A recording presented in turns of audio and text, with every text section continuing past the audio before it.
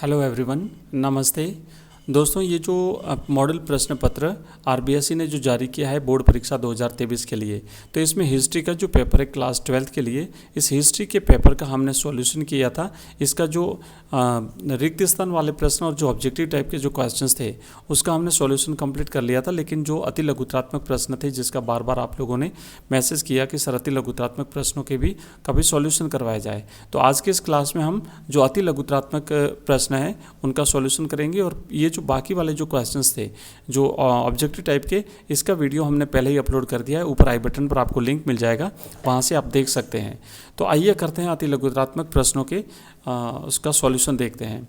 तो यहाँ पे देखिए पहला प्रश्न लिखा हुआ है अति लघुत्रात्मक प्रश्न, और यहाँ पर पहला प्रश्न ये है कि आज के स्विमिंग पूल हमें हड़प्पा सभ्यता की किस संरचना की याद दिलाते हैं।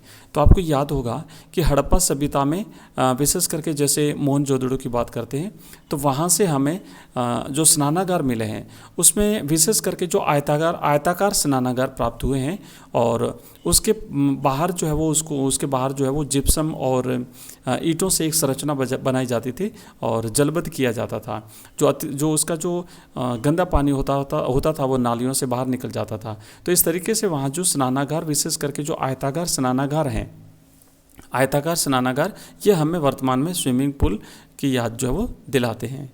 नेक्स्ट दूसरा प्रश्न है 1919 में महाभारत का समालोचनात्मक संस्करण तैयार करने हेतु किस विद्वान के नेतृत्व में एक परियोजना की शुरुआत हुई थी।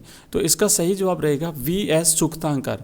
वी.एस. सुक्तांकर संस्कृत के एक विद्वान व्यक्ति थे और इनके नेतृत्व में ये महाभारत का समालोचनात्मक संस्करण तैयार करवाने के लिए इस परियोजना की शुरुआत हुई थी। तो इसका सही जवाब लिखना है आपको वी.एस. सुक्तांकर।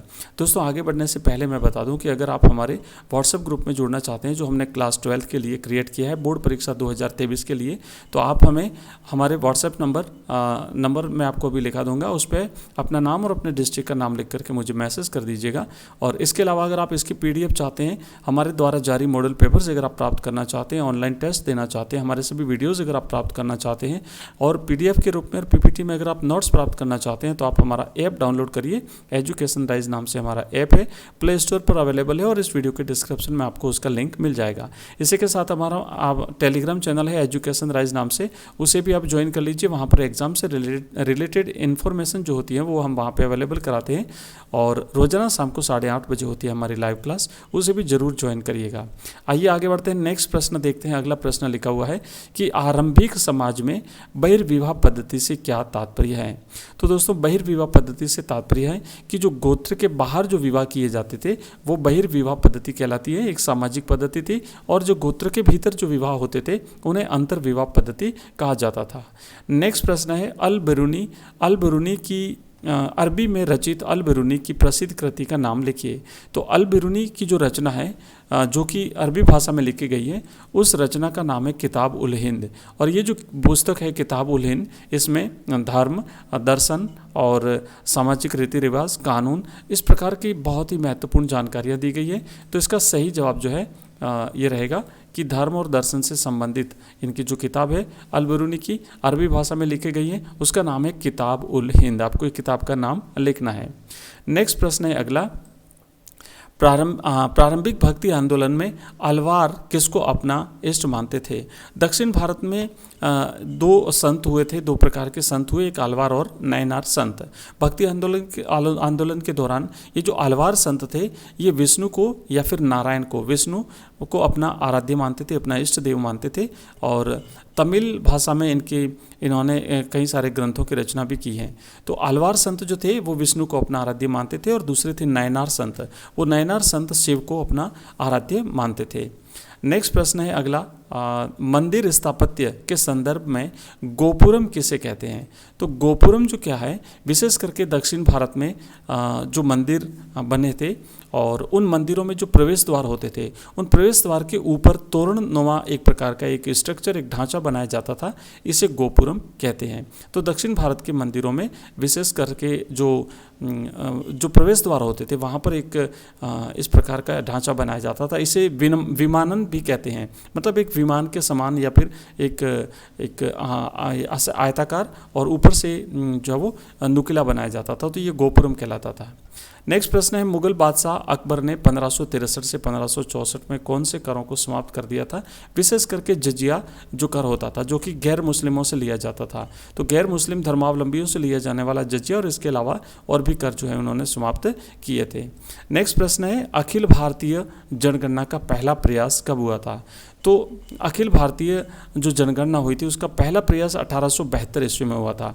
ध्यान रखिएगा, पहला प्रयास 1872 में हुआ था और उसके बाद में जो क्रमागत जनसंख्या जो शुरू हुई है वो 1881 से शुरू होती है और उसके बाद प्रति 10 वर्ष के बाद में ये जो जनगणना हुई थी। लेकिन फिलहाल जो 2021 की जो जनगणना होनी थी वो इस बार नहीं हो पाई है। हो सकता है शायद जो है वो इस बार की जनगणना जो है वो 10 वर्ष के अंतराल में न होकर के और कुछ ज़्यादा समय ले सकती हैं, 20 वर्ष के अंतराल के बाद भी करवाई जा सकती हैं। तो पहला प्रयास 1872 में हुआ था और उस समय मेयो जो है वो गवर्नर जनरल थे और उसके बाद में 1881 से प्रति वर्ष जो है वो 10 वर्ष के अंतराल पर भारत की जनगणना होती है। दोस्तों ये मॉडल पेपर इतिहास का है। इसके अलावा जो पॉलिटिकल साइंस है और हिंदी कंपलसरी, हिंदी साहित्य, इंग्लिश कंपलसरी और भूगोल, इन सब के भी अगर मॉडल पेपर्स का सॉल्यूशन जो बोर्ड ने जारी किया उसका सॉल्यूशन और बोर्ड के पैटर्न के आधार पर जो नए मॉडल पेपर्स हैं अगर आप प्राप्त करना चाहते हैं तो आप हमारा ऐप डाउनलोड करिए, एजुकेशन राइज नाम से हमारा ऐप है, और हमारा टेलीग्राम चैनल ज्वाइन करिए। दोनों का लिंक इस वीडियो के डिस्क्रिप्शन में दिया हुआ है। आइए आगे बढ़ते हैं और अगला प्रश्न देखते हैं, मुस्लिम लीग ने प्रत्यक्ष कार्रवाई दिवस मनाने का ऐलान कब किया था। तो दोस्तों याद होगा कि मुस्लिम लीग जो है ये एक पृथक राष्ट्र की मांग थी इनकी, और पृथक राष्ट्र की मांग की पूर्ति के लिए इन्होंने अंग्रेजों के यहाँ से चले जाने के बाद 16 अगस्त 1946 को प्रत्यक्ष कार्रवाई दिवस के रूप में मनाने का निर्णय किया था ताकि वो अपनी इस पृथक राष्ट्र की मांग को पूरा करवा सके। तो सही आंसर इसका रहेगा कि मुस्लिम लीग ने प्रत्यक्ष कार्रवाई दिवस 16 अगस्त 1946 को मनाने का ऐलान किया था। तो दोस्तों ये हमने जो प्रश्न किए हैं अति लघुतरात्मक प्रश्न, और बाकी जो इसके जो लघुतरात्मक प्रश्न और बड़े जो प्रश्न हैं उसको हम नेक्स्ट वीडियो में करेंगे। तो मिलते हैं नेक्स्ट वीडियो में, तब तक के लिए बाय, धन्यवाद। लेकिन जाते जाते वीडियो को लाइक जरूर करिए, अपने दोस्तों के साथ इसे शेयर करिए, और रोजाना शाम को 8:30 बजे होती हमारी लाइव क्लास, उसे ज्वाइन करना बिल्कुल भी ना भूलिए। Thank you.